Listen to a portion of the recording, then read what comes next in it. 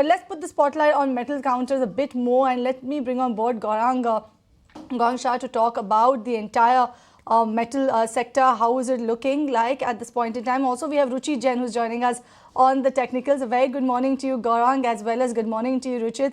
Gaurang, if you talk about good morning, definitely not for the benchmark indices, but a great morning coming in for the metal index. Likewise, last week also a relative outperformance coming in from that sector. But do you think that this sort of an outperformance will continue, because we know most of them is contributed by what is happening in China? Very true, Gerald. Thank you very much for having me on the show, and morning to all of you also.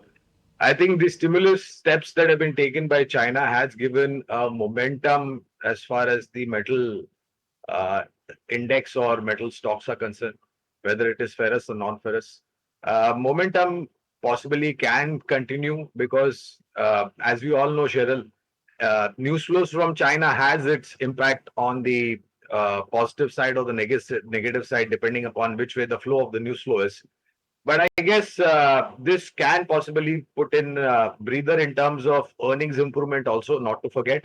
And more importantly, Cheryl, I think whatever infrastructure development work is going on as far as India is concerned, so you will have two commodities which will play a very crucial role. One is, of course, metals, and the other one is cement. Importantly, last year, financial year, Cheryl, there was input cost pressure, which actually ate into the profit margins, and hence we had a little bit of underperformance from the metal sector. But I think global news flows and local news flows are supportive, and we should see better times in terms of earnings. So we like Tata Steel, Hindalco, Vedanta, JSW Steel, NMDC, Hindustan Zinc. These are some of the names on the fundamental side on which we have coverage. So Gaurang is bullish on Tata Steel as well as NMDC. But Ruchit, I'm going to come to you for a chart check. What are you seeing in terms of what you're penciling in for the metal space then? Yes, overall, we have seen a breakout from a consolidation in last week itself. And post that consolidation breakout, the move in many of the metal stocks have been supported by very good volumes, plus a long built up in the derivative segment. So this indicates that the uptrend is likely to continue, and we may see a relative outperformance even if the market sees some correction or consolidation. So I think within the entire basket, two stocks that technically stand out are JSW Steel and Hindalco. So JSW Steel primarily because in the recent corrective phase when most of the metal stocks corrected, this was one of the name which had not seen any price-wise correction. So generally, whenever a stock stands out during the entire sector's corrective phase, so when the sector resumes the uptrend, that stock shows more strength. So JSW Steel still looks quite good from current levels. Also, I think it can show some good up move. And Hindalco has also given a breakout from a long consolidation phase. So I think these two names could see some relative outperformance within the metal basket.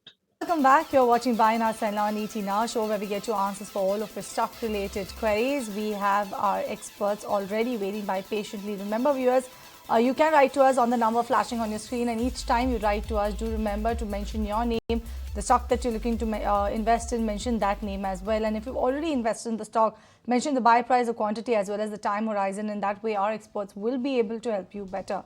And talking about our experts, we have Gaurang Shah who's joining us on the fundamentals, while on the technicals, we have Ruchit Jain right now with us. Once again, good morning, Gaurang and Ruchit.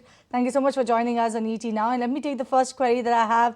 And this one is coming in from Naga Kumar, who wants to know about ITDC tourism. He wants to know about this counter because he has 100 shares at a price of 750 rupees per share. He's saying he can hold on to for another year or so, Ruchit, but what should he do? Hold on to it or book loss and exit? I would suggest booking loss at current price levels. The short-term trend seems to be a bit corrective phase, but what we have seen that the correction since the month of July, we have not seen any high volume-based sell-off in the stock. So I think the stock would manage to find a support base somewhere in the range of 620 to 650, from where we could see again a pullback move towards that 740, 750 mark. So hold on to current levels. And since its time frame is for 1 year, I think these are not the prices where one should look for booking losses. So that's the take coming in on ITDC, but I'm going to come to you, Gaurang, because we have Chandrasekhar who's writing to us from Hyderabad, and he's asking about State Bank or Canara Bank. He's wondering which one is the better choice. So what is the answer that you have for him then? I'm sorry, I couldn't hear. Which are the banks? Can you please repeat again? India as well as Canara Bank, and he's wondering which one is the better choice.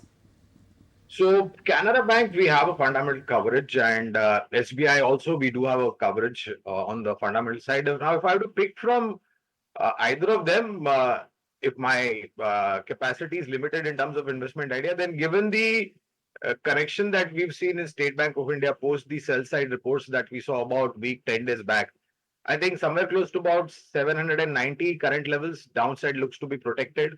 And in terms of long term, I think we have a target somewhere close to about 900 plus levels. Earnings are due second quarter very soon. If the earnings are going to be better than what our estimates are, then these targets would get revised. So if I have to pick from either of them, in fact, we have a coverage like I mentioned, but State Bank of India would be the first preference. Thanks, Gaurang. I'll come back to you then because you have Achar who's written to us from Madurai, wants to know about Federal Bank and Karnataka Bank. Out of these two, which one do you think will be the next IndusInd Bank is what he's asking. So, Cheryl, this is a difficult one, honestly. We used to have coverage on Federal Bank.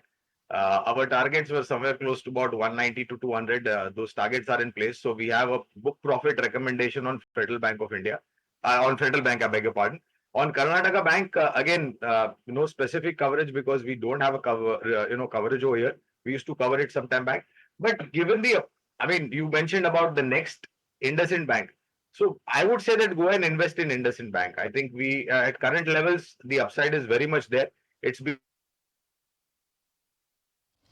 Oops, I think we've snapped that line with Gaurang. We'll try and fix it back and then we will actually get his views. Gaurang, if you're back, then request you to complete what we were saying.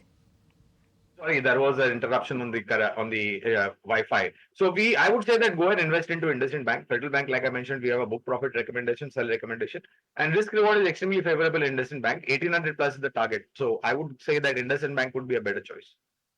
Gaurang, I'm going to come back to you because we have Raman who's writing to us from Chennai as well, and he's asking if Poonawalla FinCorp as well as India Glycols at current prices are a good bet from a 1 to 2 year outlook. So that is the time frame that he has in mind. What do you have for him then? So on India Glycol and Poonawalla FinCorp, unfortunately, we don't have a coverage, but the news flow is very, very strong for India Glycol in terms of the opportunities that lie. And in terms of the performance on quarter-on-quarter, half-yearly and yearly basis. So I would say that this is a very strong company from a long-term point of view. And earnings visibility is absolutely very, very strong. And if the earnings have to improve, then I think the level is going to be a much, much higher. No specific recommendation since we don't have a coverage, but it's a great company with strong balance sheet and great business outlook. There comes a time when your heart calls for you to arise. Plant your feet solid into the ground. Decide your own limits. And then break right through them. Become something more. It's my time to rise.